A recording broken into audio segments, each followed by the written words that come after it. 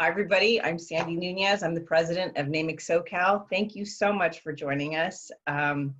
We're so excited to have our guest speaker today, and our Vice President, Keir Knight, is going to host. So we have a lot of great talk coming up here.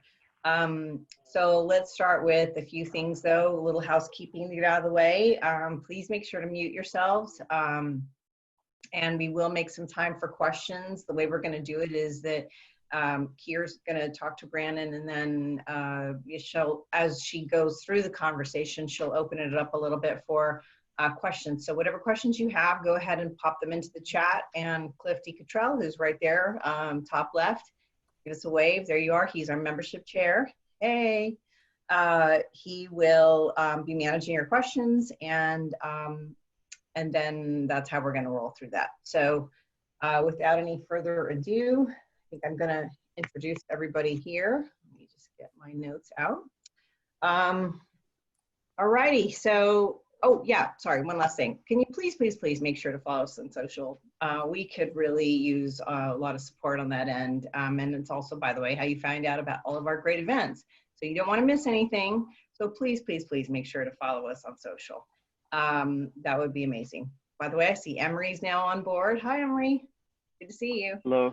All righty. So Emery, by the way, is on the national board, and he works with the LA chapter. He's also vice president with A&E. So I'm sidetracking there, but I just want to make sure you know that we have a big gun in the house here.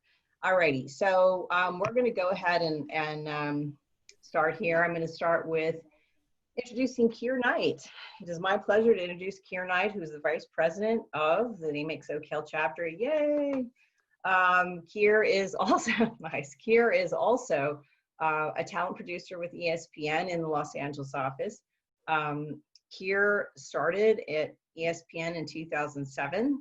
She actually started in the Bristol, Connecticut office. When she started there, she worked on with the features unit, and she actually what she did was she worked on features that covered events like NASCAR, Little League World Series, WNBA, and X Games. Then she moved on over to NASCAR, which I believe she's going to fill you in a little bit more on that as we go along, but she did an internship with them, and then she eventually ended up as a talent producer there. And by the way, talent producers, they're the ones you want to know. They book everybody for the show. So they book celebrities, athletes, all VIPs have to go through the talent producers, which really means, you have to really be good at relationships and just sort of, as well as understanding the business needs. So Keir is a talent producer extraordinaire, and I say that because she's booked a lot for SportsCenter, and I'm always all over her about that. Meaning, please book more. I love everything you do. She actually ended up, after NASCAR, coming back to ESPN Los Angeles, which that's how I actually ended up working with her in 2016. When she came back, she booked for SportsCenter, and with a focus on NBA. And so she's done an amazing job. And I think probably what's pertinent here too is that she is a 3-time intern with NASCAR, which I thought was really interesting. And just, it's a great story. And she and Brandon will fill you in more on that. So that's Keir. Now for the special guest. Dun, dun, dun, dun. So we're going to go on to Brandon Thompson. Yay, Brandon. Thank you for joining us.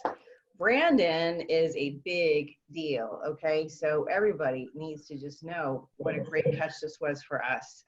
Brandon is now the Vice President of D&I, Diversity Inclusion for NASCAR. This is a new assignment for him, or appointment. They'll clarify how this all came about. But this is a big deal, and I think a great step for NASCAR, going in a really good progressive direction. So he's going to be in charge of leading the strategy for D&I, and he'll also be in charge of leading the programs and initiatives designed to champion and enhance diversity across NASCAR, which that's going to be a lot of work. And it is for any corporation, but let's be clear, NASCAR's got some work to do, right? So then he's going to be looking to help NASCAR expand the sanctioning body's current diversity and inclusion platform with new strategies. And I think he's also hoping to attract more diverse talent, both on and off the track. Brandon was also an intern with the NASCAR program. And actually that's how he and Keir knew each other. So that was back in 2003. He officially joined motorsports in 2005. And it looks, based on his resume, that he has done, or his, I should say his bio, that he's done a lot of different things at NASCAR, operations, marketing and sales, I believe. So he's done a wide variety of things, and here he is in one of the most important positions, I think, for the brand. Prior to his appointment in 2020, he served as managing director of NASCAR's Touring Series. He managed the integration of NASCAR Pro Series into the ARCA Menard Series and spearheaded the launch of the competition under one banner in 2020. He has also contributed, his leadership, he's also contributed to the growth of NASCAR's International Series and notably the NASCAR Pinty's Series in Canada. So he's done a lot of different things. So we're excited that he's joined us, and I'm very excited that, you know, that you are willing to spend like the next hour with us and take questions. So those are the two rock stars we have right there. With no further ado, let's let them do their thing. Here, take it from here, please. Thanks, Sandy. Thanks for joining, everyone. I hope you gained something meaningful from this, along with all of our other sessions. We want you to stay engaged. So as was mentioned before, Q&A will be encouraged throughout. So please submit those questions in the chat. And after each section, we will address if there are any questions. So the 3 parts, so that people are aware, so that we stay focused and organized. First, we'll talk about Brandon's career path. Second, we'll talk about diversity on and off the track. And at that point, we'll address all of the news and the elephants in the room. And the third portion will be about career opportunities in NASCAR and in motorsports. All righty then. So Brandon, thank you so much. We've known each other a little too long. I forget that it's been that long. But Brandon and I were interns together in the diversity internship program. So we're both products of this. So this is another reason why I think it's super important to highlight Brandon's career path. So Brandon, we'll start off with, as I mentioned, we were interns together. How did that internship affect the trajectory of your career path? Well, first, Sandy, Keir, thanks for having me. I appreciate the kind words and the way you set up when you asked that question and given the title of the panel. I feel like I need to clap my hands, like real talk, Kevin Hart style. Yes. But no, emoji clap. Exactly. No, but it was very influential, actually, and so I interned at the Nashville Super Speedway, which is my hometown, and but just some subtle things as I've gone throughout my career that I realized that I learned during my 2 summers there that I didn't even really realize that went into shaping how I go about my daily my daily work, regardless of whether it's been in this position or other positions that came to it. But there's just some nuggets that you gain along the way. And Keir, you and I were kind of talking in the virtual green room here about, the advantage obviously of having been paid during those internships. But I feel like the other thing was that the program really focuses on making sure that the interns get hands-on work and aren't just stuffing envelopes or doing that. And so I think being able to sit in and on some of those meetings and actually take on projects there at the Nashville Super Speedway really taught me a lot. Ultimately that really helped shape, and lead the path about where I am today. Okay, so after you matriculated from the internship program, you became account executive at NASCAR. Then you moved on to Rev Racing, and before I ask you the question, kind of give context here. NASCAR has this great Drive for Diversity program, which is basically a talent pipeline for people of color and female drivers, as well as pit crew members. So Rev Racing is a Black-owned team, and it's a competition arm for Drive for Diversity. So it has a huge influence and huge part of NASCAR. So my question is, after you were an intern, then you spent a few years as an account executive, what made you make that move to Rev Racing, other than the move from Daytona, Florida to Charlotte? Well, I'm glad you let that air out of that bag, because that was the first thing. But it's in all seriousness, secondary to that, I think it was one of the things I was able to learn here over my internship is how much I really enjoyed and ultimately fell in love with the actual competition aspect of the sport. And I think that's something sometimes that tends to get lost, is that TV does NASCAR no justice at all if you haven't actually been to a race live. And so once you've been to a race live and you see the personalities and you learn about these things that you only kind of hear tops of waves about on TV, it really endears you to the actual sport and what goes into putting those cars on the racetrack every week.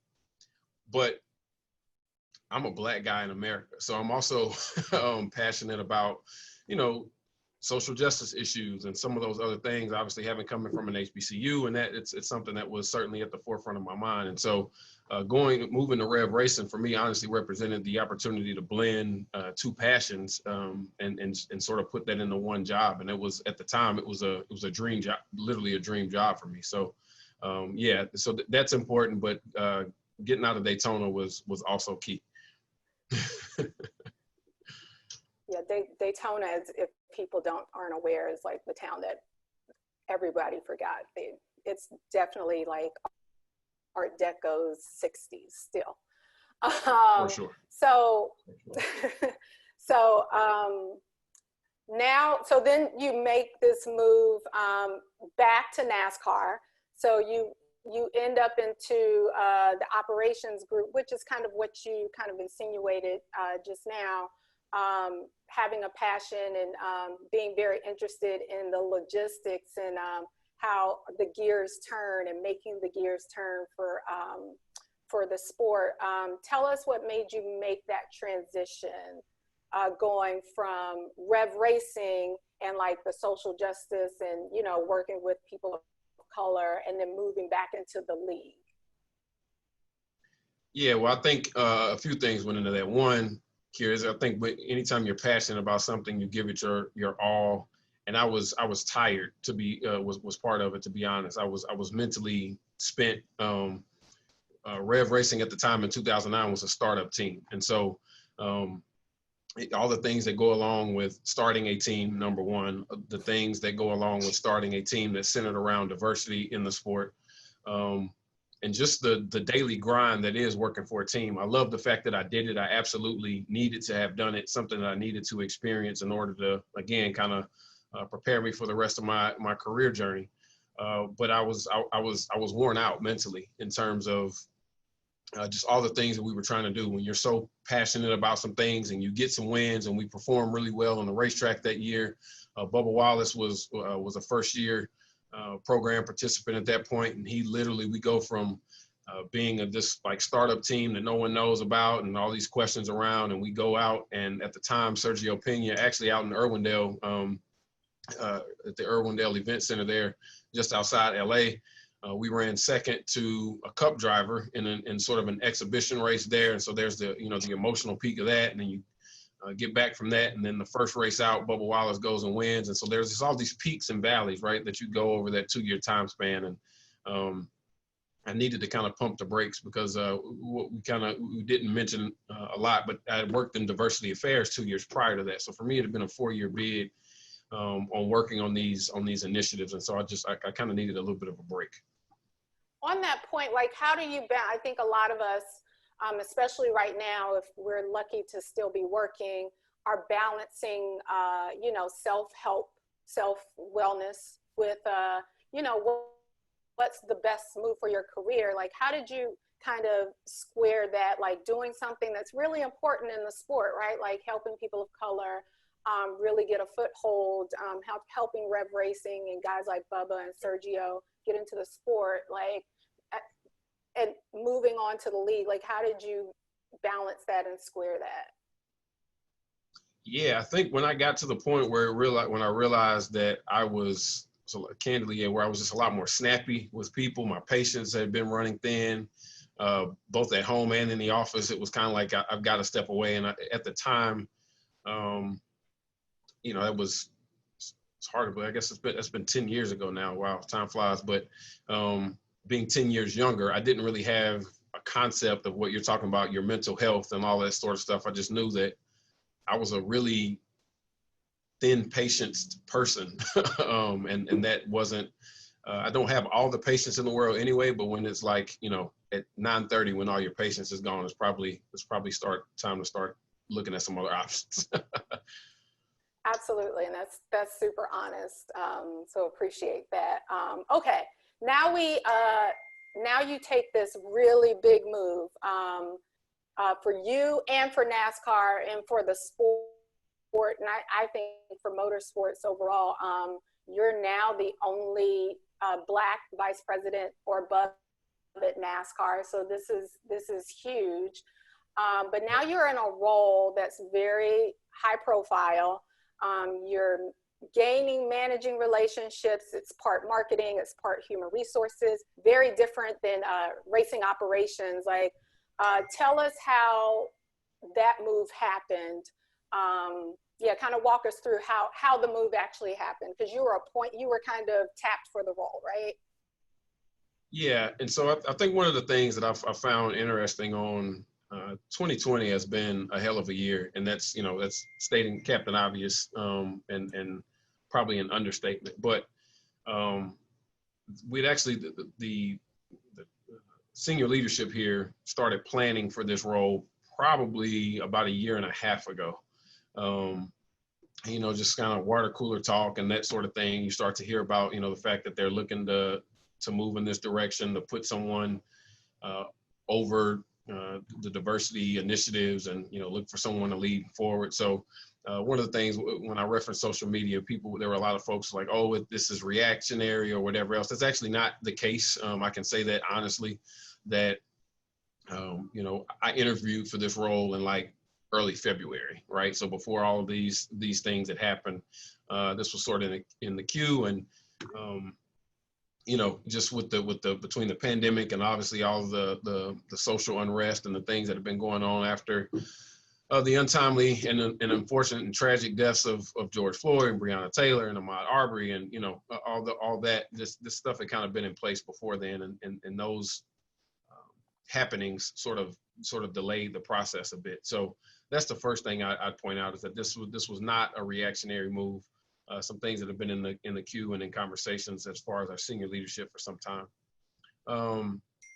Beyond that, I do think that those things, however, I guess accelerated the need for someone to be in place during these times.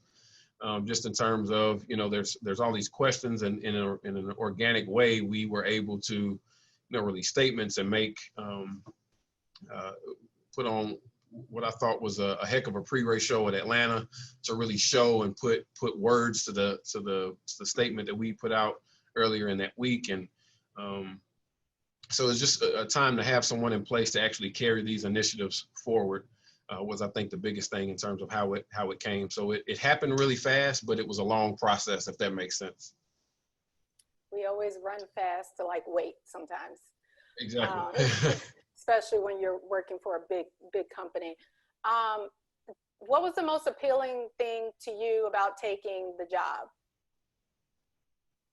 Well, it's a great question. I think I just go back to, you go through a couple more steps in your career, and again, this sort of seemed to be a dream job for me. Again, it's like, with all of the knowledge and the experience that you've gained over the past 10 years, right? And it sort of feels like every step along that journey, every experience was sort of shaped for this moment. And so when I got the opportunity to actually accept the job, it was like, again, spurred on by the events in society, that were going on in broader society, it was like, this is the right time to do this. And so I had made the comment before that I was fine and happy doing what I was doing on the competition side. And I'll be honest, it wasn't like a immediate decision for me, right? It was did a lot of soul searching, a lot of having a lot of conversations with folks around, how this job was going to shape up and what it looked like, and wanted to be sure of the commitment level and all of that to it, because again, I was fine and we were doing a pretty good job, our team, in terms of what we were doing over there on the touring series side. And so when it came up, all the stars aligned, and it was the right move to make at the right time, I think. With the right person. And I've talked to people internally, that are in the industry, and, we are all like, oh, Brandon's perfect. Like, he's such a great dude. So, like, stars aligned all the way. Thank you. I appreciate it. So in terms of like making a move, like did you have like a group of key allies that advocated for you during the process? If so, can you tell us like how they helped you through the process and how they might be helping you now in the transition? Yeah, so look, I think our entire leadership team, honestly, and I'm not just saying that, I think what we did on June 1st, when we put that initial statement out, was simply make public conversations and sentiments that we've had inside NASCAR for some time. When you think about the fact that the diversity internship program has been around this would have been the 20th year for that. The Drive for Diversity program having been around for 20 years.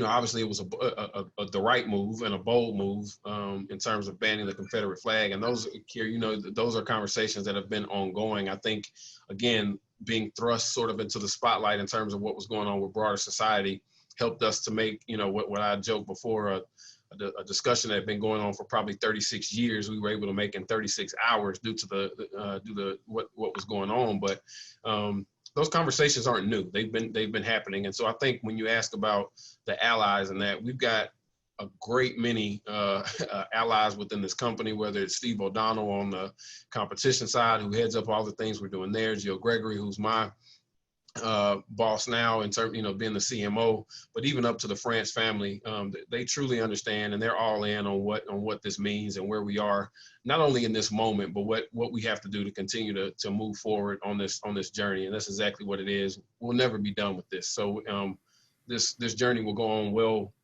beyond my years and my time in this post, and I hope I'm here for a long time. But we're doing something wrong if it ends the day that I leave, or that we set a date and say, hey, or set a goal that says, hey, we've made it when we reach this point.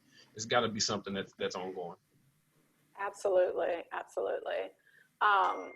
What impact do you want to have in this role? Sorry, that's my dog.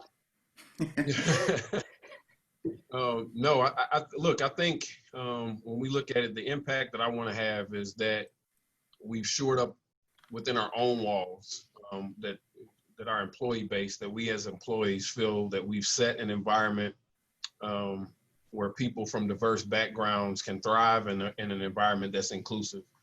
And I think if we can do that, and again, that will change and that will evolve over time. And as long as we're changing and evolving with that, then I feel like we're doing the right thing. And that's the impact that I'd like to have, is just that that we're continuing to make strides both inside our building, but then to broader society. So not only the fan base, not just sports fans, not just those in the industry, but that the country at large, the society at large, really understands that NASCAR is a place that welcomes everyone, that NASCAR is a place that, you should spend your discretionary funds to buy tickets, or spend your discretionary time to sit down on the couch and watch races on TV, because it's, one, a cool sport, two, because it's open for everybody, and we're not going to be turning anyone away or have any symbols, i.e. the Confederate flag, that are going to put these sort of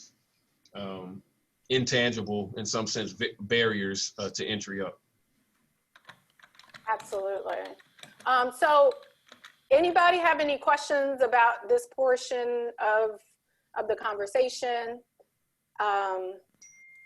Cliff, did you have any questions that you got? We have some questions. Let's take one or two. Okay, so since there's a demand for chief diversity officers, Brandon, is there a priority from senior leaders at NASCAR to support the diversity and inclusion agenda? And how big is your staff to support you and what you're trying to accomplish? This is a great question. Yes, to answer the first part of the question simply is yes. The France family, like I mentioned earlier, is completely on board with this. Know where we are, know what this means. And to be honest, I'd say this. They wouldn't like me to say this, but it's real talk. So I'll share is that there's all of the things that this is. We have a moral obligation, right? We have an ethical obligation. But let's be honest, there's a commercial element to this as well. And we don't talk about that much, and it's not something that we would. But when I say that, what I mean is society is changing. The demographics of society are changing. And any business, it doesn't matter whether it's NASCAR or whether it's the most woke and diverse and inclusive business in the country, whoever that is, whoever we give that award to, that we have to continue to change or you're going to fall behind, right? And so they get it from all aspects. They understand it very much so from an ethical standpoint. They get it from a moral standpoint. But we also get it from a commercial standpoint that we've got to do this in order to survive, and we won't survive if we can't do the work, right? That's going to show that this is an ethical and moral issue as much as it is commercial. Right. So we do have another question I think that is relevant to what you're just saying. So what are NASCAR's KPIs to measure D&I progress? How do you measure this? Well, that's candidly something that we're in the process of shaping right now. I think, we're looking into, we know that since we banned the Confederate flag, we have seen an uptick in terms of Black and brown TV viewers. Unfortunately, we don't know what that translates into ticket sales right now because we're not really having fans in mass quantities. We were able to have 30,000 fans at Bristol, but to put that in perspective, and Kier knows this, like Bristol holds I think 150 or 60,000 people. So it's like this big bowl of it. So 30,000 people there is like nothing. But until we can have fans back in mass, we won't be able to track that, but that will certainly be part of it. And I think, look, in today's society, right, like you can't shape your business around this, but you have to certainly pay attention to it. And what is the sentiment around, social and digital platforms, right? Like, what are the blogs saying? What's the sentiment on Twitter? What's the, where are we going on Facebook and all those types of things? And so we'll look at that as well. Again, we won't allow that to shape everything that we do, but it certainly will give you, people tend to be pretty honest on those platforms. So we'll certainly take a good bit of insight from that as well. That's great. Thanks, Cliff.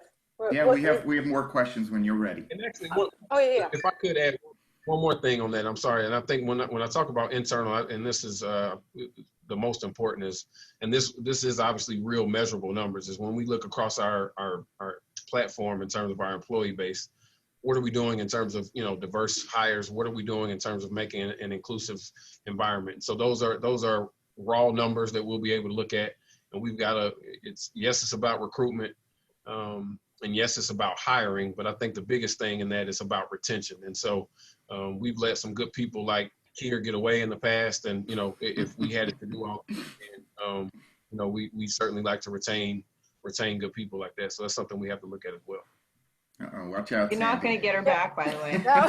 And I mean, candidly, if we're having real talk, part of real talk. This is real talk. Part of the reason why, there were multiple reasons why I left beyond this, but there was a lot of talk, but there was not a lot of action. There was like, okay, I used to say this all the time. You can say we're not racist 3 times, but you then be like confused, like, why aren't the Black people here? You can't just say it a couple of times and then like question why people aren't here. You have to put, you have to build equity. So as Brandon said, it's about the long game, and part of building equity is making sure that people that look like Brandon and I are there, invested, feel invested, and other people can see us there. No doubt. Yeah, I know what the California sunshine does to people, so I assume Kier was a lost cause at this point. I was already in LA at that point, so. I do want to move on to diversity. These are great questions. So some of these questions will also probably be answered when we talk about this. And I want to talk about Bubba and all the news that kind of came out and the, head spinning couple of weeks that he had, because I probably booked him on ESPN 3 or 4 times in like 2 weeks. Poor thing. Yeah. So for better or for worse, let me say that. So of course, he made news when he had the Black Lives Matter paint scheme on his car, which was great. He wore the I Can't Breathe shirt, which was great and such a great show of support. He called for the Confederate flag to be banned, and NASCAR, I can tell you, I was very surprised that this happened, but not surprised based on the current leadership as well. But NASCAR banned it, and that was a big move for them. Then his team found a noose in his garage at Talladega. The FBI found that it wasn't a threat directed to him, but nonetheless, there was a noose hanging around in the garage in Alabama. Then a few days later, the president tweets about it. I mean, it's kind of this ongoing thing. So how are you guys managing all of that? Because some of it's politics, some of it is marketing, some of it is perception, and as you say, some of it is a moral responsibility. So how are you guys balancing all of that? As best we can. So it's a lot, Kira, obviously, to your point, and it's been, we've been joking internally. It's been a hell of a month of June, and we were, I think, in broader society, people were like, all right, July, let's be on your best behavior. But we weren't quite so lucky, given some of the things that you mentioned. But I think, look, when you go back to the statement, I think I was looking back through some stuff that was June 1st, and then I think between June 1st and June 10th, there were 3 different sort of things between the Black Lives Matter car, our statement about the state of things in broader society, and then the ban of the Confederate flag. That was a hell of a 10-day stretch, and then to follow that right up with Talladega was certainly, it was a hell of a way to welcome me into this role. But look, I don't think we'd have any of it back or change much, really, of anything that we did throughout any of that. I think obviously the ban was the right thing to do, as you mentioned. Obviously, Bubba's show of solidarity was organic. It was real. It was something that he felt. I think Steve Phelps's message, to your point, to the drivers in Atlanta over the broadcast was heartfelt. I can tell you that Steve's he takes us very seriously, and we've had some very pointed conversations, both one-on-one and with our team about the expectations. And I can promise you that, been here 17 years or not, if I don't get the job done in this position, I'll be gone. So there's this is a real thing. This is not, we're not just giving lip service to this, and we'll have to prove that, Kier, to your point. It's going to be a long game in some of that. And so that's certainly some of the things that we're getting teed up, and we'll have to do a lot of work in and around the communities that we, where we have racism, where we have corporate headquarters, and even in some that we don't have either. And we're going to do that. And we're shaping those plans right now. It's not all together at this point, but we'll get there, and certainly there are some things that we're going to do for the balance of 20, but certainly when we get into 21, and knock on wood, everything's back to at least what the new normal will be, that we'll start to see some of those things come into action. But I don't think we'd have, people criticize that we jump off the ledge too quick there with things in Talladega. To your point, you don't find a noose hanging in a garage in Alabama after you've banned the Confederate flag and say, it probably ain't a big deal. We should look past it. Now, that's not what we would do. So, we'll gladly take all the Jussie jokes as they come, but it was the right thing to do, and we do it again if we had the same opportunity. We might change a word or two in the initial release, but that would be about it. At this point, because we're getting close to the end of the hour, I'm going to skip a few questions. Cliff, do you have any other questions on this portion? Maybe 1 or 2? Yeah, sure.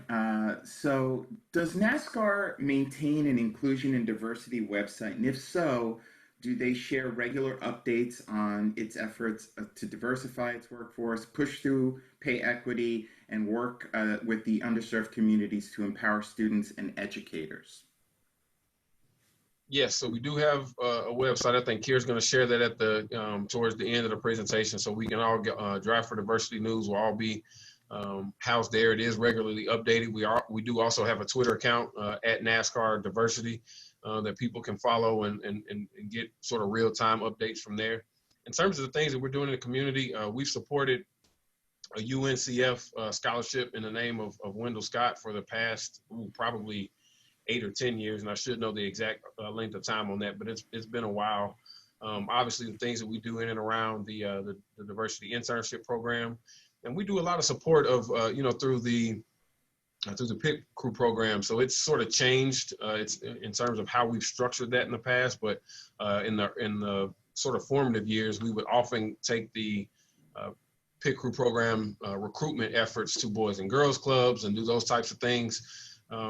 iRacing is something that we're really big on now. We work with the Boys and Girls Clubs again on that in terms of getting these, esports and iRacing, what we call rigs, but they're basically the, like you used to see in the old arcades with a steering wheel and a screen and a seat. And there's some, can I just jump in on that? Yeah. I've noticed that there are a few like African-American guys that I've found on Twitter that have a pretty decent following that are in that iRacing series and are doing very well. Like there's one that drives for Kyle Busch, who is one of the biggest stars in NASCAR. So that's another opportunity that I don't think people are aware of within the sport. And there are people of color in it. Absolutely. Yeah. So our recruitment. I'm sorry, Cliff. Go ahead. No, bro. You continue with your thought. No, so in terms of the recruitment efforts and things that we have, and we support like a variety of different organizations, whether that's NABJ, giving support to them, and so it's a lot. And again, that's one of the things that we're getting our arms around now is how that philanthropic structure looks moving forward. We give to the Rainbow Push, we give to National Action Network, and so just it's all any of the ones that you could imagine. We either have contributed to or do contribute to. We've partnered with Alpha in the past. We've partnered with the Urban League Young Professionals in the past. So it goes on and on. And so we are doing the things, again, that we didn't find religion as a sport on June 1st as it relates to diversity and inclusion. What we did was really just make that public. And listen, making it public and being public with that and having that conversation out loud is very important. So I'm not minimizing the importance of that or deminimizing the importance of not having done it in the past. But these things aren't new for us. Thank you. So we have another question from George, who asking, what diversity groups does NASCAR work with in the Latinx community? Alpha is one, as I mentioned, we have done and do continue to do as part of our pit crew efforts as well. And I can't continue to point to that, but we strategically place those at HBCUs and HSIs, and we're going to be looking to do more in that space, candidly. But we've, again, organizations that we've been a part of in the past, La Raza and LULAC. So we've had presence and dealings with all of these different organizations. I think one of my immediate things that's right in front of me that we're working on a daily basis is how to put more structure around that and how to make those programs more robust so that you don't have to look so hard to find them.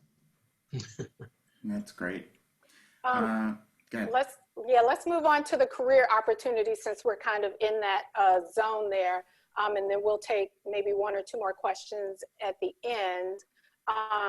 So there are lots of career opportunities in the motorsports space. I don't think a lot of people of color really realize that. There are so many, between the league, the tracks, and all of the other sponsors and PR firms that kind of circle the ecosystem, from you, like as a obviously a Black man who, you know, in a minority in the sport, like what's the biggest misconception that you get about working in NASCAR? That I'm the only one. People say, oh, so you must be the only person that works there. It's like, no, that's not true. So, and look, again, there needs to be more. I'm not getting ready to sit here and tell you that, yeah, like half our workforce is, you know, Black or brown or woman. No, it's not that, but there's certainly a lot more than people think. And when you look outside of just the NASCAR corporate, the teams are becoming more and more diverse as well in areas not only on the quote unquote athletic side in terms of pit crews and things like that, but you know, they're actually two, I think, of the four folks that make up the PR and sort of sales at Roush kind of go hand in hand. Account management are both black, a Black man and a Black woman who work there. And the list goes on. Obviously, again, there's a variety of crew members, but whether it's on the team side, the Bill Horton, who heads up and is the director of the program for the pit crew development program, is Black, actually a North Carolina A&T graduate. So the list goes on, and we're finding our places, our faces in more places across the sport, not just on pit road and not just with the teams, but with agencies and things like that as well. Comcast, one of the key reps for our Comcast relationship, is African American, and it goes on and on and on. So yeah, we definitely looking to expand those numbers as well. Can you tell me one of the like best or most unique experiences that you've had professionally working in the ecosystem? Trying to think, probably traveling to Europe for our Euro series when I was working on the competition side was a very cool thing to see. So as mentioned earlier, we have a series in Canada, we have a series in Mexico, and we have a series also in Europe. And so being able to travel to Europe and really see how NASCAR translates over there was a really cool experience. In that the culture has also permeated. There's, I think at the time there were 23 different languages that were being spoken by the European drivers that were there. But the feel of the garage felt like we were stateside. And so I thought that was a really unique thing to see, even though I really couldn't understand a lot of what people were saying around me. Just the vibe that you got, the camaraderie felt the same, the energy was the same. And so that was cool. And another thing, Kieran, I think you were around at this time when we went to Mexico City. That was also a pretty cool thing, just to see the entire sport travel down there and put that on, and just to see the passion of our Mexican fans and what they were doing when we were racing there, and how excited they were when Juan Pablo won and all that kind of stuff. So just being around that environment was electric, and something I won't soon forget. And when we're talking about like career opportunities, I think a lot of people don't know how large the NASCAR family is in terms of, it's not just the Cup Series, then there's the Xfinity Series right under that, and then there's a Truck Series. Those are the national touring series, but Brandon, you were the managing director of a touring series. There are all these smaller touring series that are around in North America, South America, in Europe. NASCAR is constantly trying to push their fan base outward. So there are lots of opportunities there that you may not, And not just in and around sports. So people don't realize that we have nurses, full-time nurses that work for us. We have obviously people in the entertainment field. We have people in obviously communications, and I mean, sort of the list goes on. We've got people in the culinary arts that travel. We have to keep our officials and guests fed. So pretty much anything that you could think of outside of NASCAR that would exist as a career opportunity, we have inside. And I see something tech sales. Yep, we've got that too. Production and all of that. So wide variety of employment opportunities and career opportunities for sure. Absolutely. NASCAR actually is one of the, just like NFL Media Group, they have NASCAR Media. So they have their own media company just like, you know, NBA productions and that sort of thing. Okay, I'm going to open it up to more questions. So Cliff. Sure. Go. Thank you. So we have a question from Jean Hadzi.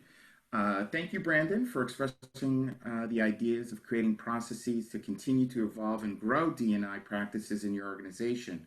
What do you see as the key components that will allow practices not only to persist, but to also evolve over time?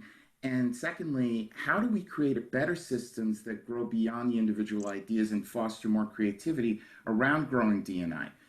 She apologized for the long question, but it's a great question. No, they are. And so I think it's candidly what we're doing for both of those. Really, I think the key to both of them is hiring people who, Black, brown, woman, LGBT, like all of these different subsects, right? That's the only way that we're going to get this creativity and that sort of think tank that's going to be able to propel these things forward. Different religious backgrounds. I mean, you know, there's no secret that NASCAR is sort of certainly looked at, and it has roots in the Southeast, and that's, you know, fire and brimstone Baptist people and, you know, all that kind of good stuff. And that's all fine and good, but I grew up in the South as well, so I get it. But you know, if we're going to continue to push the envelope here, which we will, we've got to get people in places of influence, you know, in the door. And part of getting people, giving people influence is making sure that their careers develop to the point where they can actually have influence. And so one of the things that's on the short list of things that we're looking to do, like now, even in the midst of a hiring freeze, is being able to put those programs in place so when the freeze lifts that we've already got those things in line. And so that's one of the good things, I guess, coming out of the pandemic for me personally, is that we're not traveling, and so we've got nothing but time here to sort of get those systems in place. Great. We have another question from June, who asks, I'm a 60-year-old woman from the North. I've attended races in Delaware. What is NASCAR doing to include women and seniors as employees and fans? I think you'll see, obviously, over the past few years, we have added several women to our executive leadership team. Again, our CMO and executive vice president of marketing is Jill Gregory, who has, you know, kind of run the gamut as well with her career in terms of starting out working for an agency and working her way up and moving through. I hear the finance, Susan Shandell. So we definitely have some women in terms of careers and what we're doing there. I think in terms of what we're doing to reach the fan base, again, areas in which we're going to have to step up. I think a large percentage of our fan base are women naturally, but, you know, again, things that we can do to sort of expand that, we certainly need to lean in on that and make sure that we're doing more, you know, in and around that. But I think 25 to 30% of our fan base is women. And so we're right up there. That tracks was right up there with all the other major stick and ball sports. Fantastic. We have another question. When it comes to diversity and growth, Keir Knight made a great point about awareness and being intentional about D&I. With NASCAR, Bubba Wallace is marked as the only Black male driver, which is untrue. Essentially, how can we still leverage awareness for less popular drivers of color? All of y'all can go follow these people on Twitter and Instagram and Facebook and stars. That's a great question, because that's one of the things that I actually don't have to do because I already do it. Right. But I think Keir's right, and the question is right on target. Is you know, Raja Karuth is a young kid. He's just turned 18 from Washington, D.C. Got his start through iRacing, as we talked about, and he, you know, has been a race fan since he was like 4 years old and has always had a desire to drive. And good on Twitter, good Twitter follow. He is a good Twitter follow. And so the things that he's doing, getting behind them, all of the, you know, our entire roster of drivers, and again, Raj is Black, but you know, we've got women drivers. Isabella Robusto is another up and coming driver. Gracie Trotter is also in the program. Chase Cambry. So I mean, again, we've got a good solid base of people who are in the pipeline. as Kier dubbed it earlier, in that talent pipeline and in that pool. And they've got to do more. You know, Daniel Suarez is the lone Cup driver, Mexican American as well, in the Cup Series, and he's extremely talented, and he's got to, you know, he'll get back on the right path with his career here in a couple years. He had a little bit of a setback through some not of his own doing, but he's a NASCAR champion, and that's something that even Bubba Wallace can't say, at least not at the at the National Series level. So again, long way to go to get more of those folks in the pipeline. But we're going to keep the pipeline open for sure, and we've got to keep churning them through. But we've certainly got some people that we can point to in that regard. That's great. And can I just? That. Yeah, that was my question. So thank you both. It was just like, I knew like Jesse Awuji, like he's a Nigerian, like he's a Black man, like, you know, who's within the sport. And it was just like, you know, if we can't get him a ESPN cover, like what does that look like to do activation socially and engage, like, you know, on Twitter and in that presence. So that's why I was just like trying to engage audiences, especially Gen Z. So. And I'm glad you brought Jesse up, because that's a great thing. And I know Jesse pretty well, and he's a talented guy. He's got a great story coming out of the armed services and playing football there at the Naval Academy, and actually is still serving. I think he's been trying to get out of it, but hasn't. And I know you kind of talked about retiring from there, but he's someone else. And you're right, he does got some talent. He started late in his career, or late in age, in NASCAR terms anyway. But certainly the more opportunities that he has to get in front of some corporate sponsors and get some backing behind him, I think he can certainly make some noise as well. So I'm glad you brought him up. He will, yeah. Shameless plug, yeah, we're working on it. So he has a great team behind him. Yeah, and good to hear. And can I just point out here, in that larger ecosystem, when we're talking about not just Black drivers or drivers of color, female drivers, there's this larger ecosystem where it takes a lot of money to run a team. And I don't think people really understand, like it takes a lot of money. And right now, you know, NASCAR, to be frank, used to, you know, was the place to go for sponsorship. Then, you know, the economy crashed, we had the Great Recession. So now the economics of the sport looks a bit different, and, you know, getting those sponsorships, sometimes it comes hand in hand with popularity. So kind of getting those opportunities is not that it's an excuse, but it's a reason. It's tough. It's tough. And when you don't have, you know, a lot of guys in decision-making power that can push those guys themselves, you know, the people of color kind of fall to the wayside sometimes. But in the larger ecosystem, it's tough to get, you know, those sponsorship dollars, and it's even tougher now. You got to come with a sponsorship. So great. I think Cliff, didn't Emery have a question? Yeah, I was just about to go there. So our very own Emery Walton had a question. Many companies assume that if someone is Black or Latinx, et cetera, that we have an expertise in D&I, but it is a science and a dedicated profession. Can you please share what experiences and education someone needs to be in a role like yours? I think that's going to vary by company, quite frankly, and it's a great question and a fair question, because, you know, they tell you not to read the comments, but I enjoy reading the comments because I like hearing the real. I appreciate the kudos are great, but I want to hear what people really think as well. And so it's a fair question, and candidly something that I've received, you know, some, I guess, criticism. I don't think it's personal, but like, well, you know, what have you done in D&I? And so I think, specific to my situation, I think, you know, having been around the sport and worked in a lot of different areas and facets of the sport, NASCAR is a very unique environment. It takes a while to learn how to navigate through that environment. And so knowing kind of where the pitfalls are, where the landmines are, how to get around those, and knowing the influencers, I think for me personally in my role is what will help guide our team through these. But you're right, and we're not homogenous. No one, humanity's not homogenous. Black people aren't homogenous. Latinx folks are not homogenous. LGBT not homogenous. You know, and again, the list goes on. But I think in terms of the background that you need specific to the question is going to vary by your company needs and going to vary by what that company is looking to accomplish in D&I, right? So I think a company like Google, where they are on their D&I journey is completely different, in a completely different context for where NASCAR is on their journey. And so maybe to be the head of D&I at Google does require a different skill set. I certainly would not think at this point, again, just because I'm Black, that I would know how to navigate D&I in the tech world. I don't know that world, but I don't think, by that same token, I don't know that someone from Google could come here at NASCAR and do that, because it's a completely different environment and completely different skill set.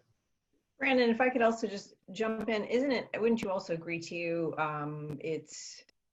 it requires a bit of understanding of social science, history. I mean, in other words, it's deeper than people, I think. I think people tend to think that that Black and brown gravitate toward these jobs just because, and I think even the people that grant the jobs or appoint, these candidates to the jobs think, oh, this will be a perfect person. But the truth is it really needs deep understanding of human behavior, psychology, race relations, a lot of different things, right? 100%. And I think I just saw someone pop up in the chat, Sandy, as you were talking, like there is ongoing training and ongoing networking and things, because again, this is a journey, and it should be a journey for any company, regardless of where they are on that journey, at the beginning or towards the quote unquote end. So yeah, a lot of key learnings that have to go into that. You've got to understand the constructs that were in place, whether in that sport and in broader society, or in that company or in broader society, as you go forward, and what some of the pitfalls are, and where the sort of the low-hanging fruit in terms of immediate opportunities and the things that we can do to sort of turn those switches on. So I think that's a great point, Sam. Yeah, I'm also curious. Emery, while you're here, did you want to add to any of that? Did you have a follow-up to that?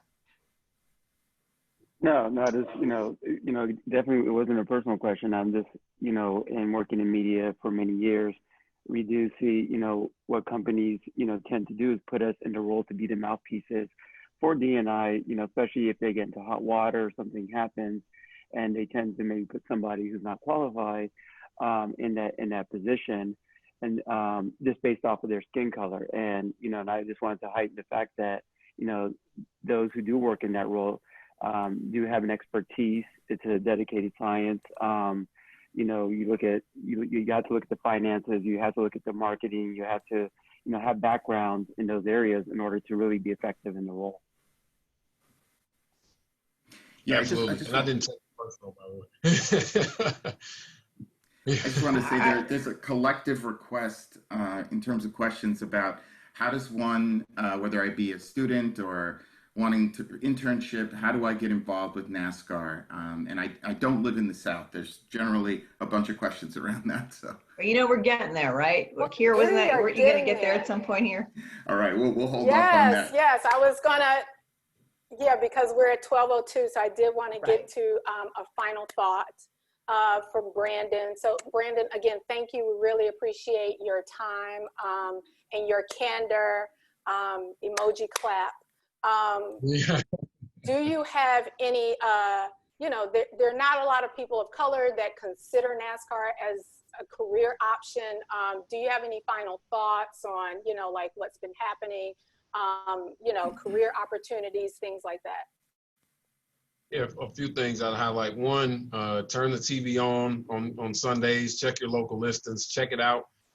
Do understand that it's not going to give it any justice until we can actually have you all back at the racetrack. But and if you want tickets, just email me and we can figure it out.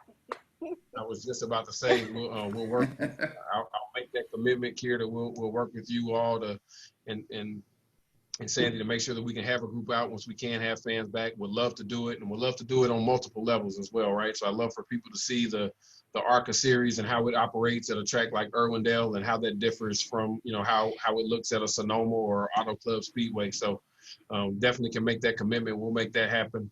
So that'll be the first way. Follow on social, obviously at NASCAR on really all the platforms. But in terms of the careers, I think that, yeah, so there's careers.nascar.com that's up there. Certainly check those out. The home tracks, that's a really long link, so you probably want to copy that. I don't even know how to say all of that, but NASCAR Diversity Internship Program, all the information about that, and again, all of the ongoing diversity initiatives that we have can really be housed on that same site, and at NASCAR Diversity on Twitter as well. So looking forward to it. If there's any questions specific about a particular position, we can certainly work with Kier to try to figure out how we can pass your resume along, and how we can connect the dots, and any insights that I'm able to provide on job structure, or like where it may be. People don't realize there's actually an LA NASCAR office, believe it or not. We have 6 employees out there, so you don't have to be in the Southeast. And we've got corporate headquarters in New York, and for a long time actually had one in Arkansas, and so a few different places. So we're kind of scattered. So it's a southern rooted sport, but we've branched out over the years. Thank you so much. I worked in that LA office. Gladys Chang is on the chat too. I don't know if she's still there. Hey, Gladys. She is in that LA office. Another, person of color. So they're everywhere. They're everywhere. But as Brandon said, please feel free to use me as a resource. If you see something on one of the websites, or if you have a question about working at the league or somewhere in and around the league, please feel free to use me as a resource. As you can tell, I have a lot of friends that are still in the industry, and I love NASCAR. They've embarrassed me a lot of times, but I can really say that I'm truly proud of the sport and what they've done, especially in the past couple of weeks. It's been really inspiring for me as a fan. So on that note, I am. That uncle that you love, but that's embarrassing. So. You said what? Everyone has that uncle that you love, but that's embarrassing. So. We're Yeah. One or two. Just oh. Yeah, exactly. Dang. Listen, we are there to help guide that uncle in a very humane way in how to navigate these times. And I think that's what we do internally. When I, was at NASCAR and we needed to have some hard conversations, I was willing to have those hard conversations instead of, kind of having them out in public. So that we could, be better.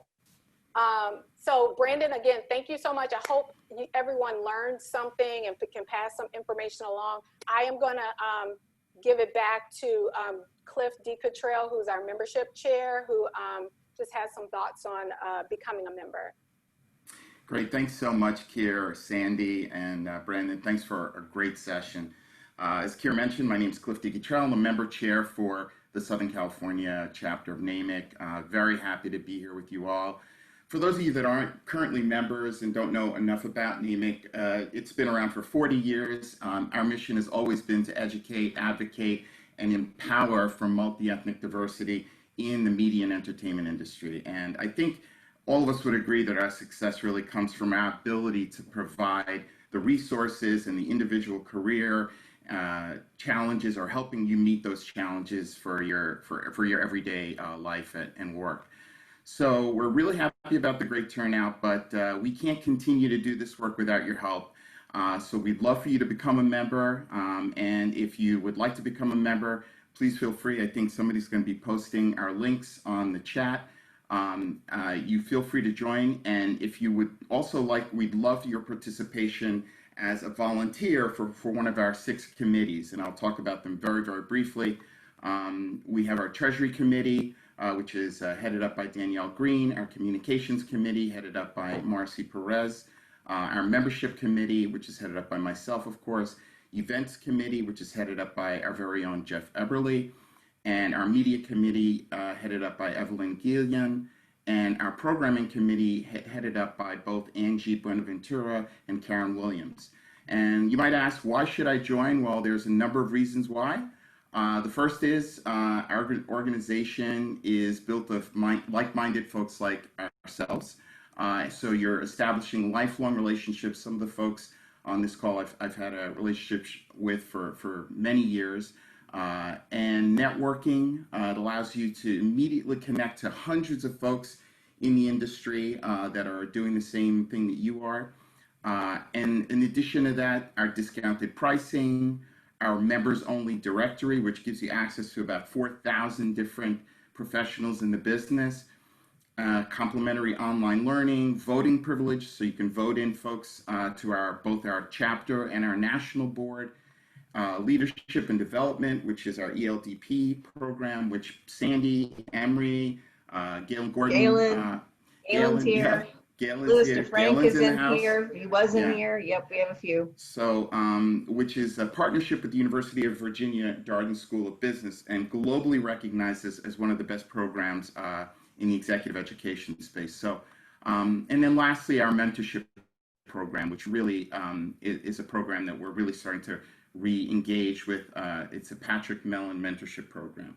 So for those of you who aren't members, please join. For those of you who are, please participate and join in one of our committees. And we look forward to seeing you at the next event. And on behalf of NAMIC, the SoCal board, and our president, I want to thank everybody for coming today.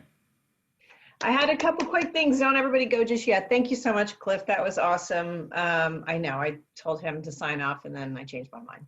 That's what happens when you're president. You get to do that stuff. So a couple of things. ELDP, the Executive Leader and Development Program with NAMIC, is so amazing. Please look into that. As he mentioned, I have two colleagues from my class, Emery Walton and Louis DeFrank is also in the house too. If you guys want to give a quick wave so everybody knows who you are. Galen Gordon, who was in the class before me, he's on the line too. You want to give a quick shout to everybody. You know, this real significant, Galen, you can wave. Galen. Hey, class 15, probably one of the best classes ever. Your class 16, the Yeah. better class, the favorite class, but anyway. What I was going to say is this, is that, you know, the NAMIC family is pretty solid, and it's really, as Cliff was saying, you know, great community to join. But I'm going to sort of make a turn here and just say a departing comment to Brandon. Brandon, the fact that you're there, that you're a vice president, like this is a really, really big deal. And I say that because, you know, Emery is vice president at A&E. Galen is vice president at the NFL Network. Louis is an executive, also with Viacom, BET.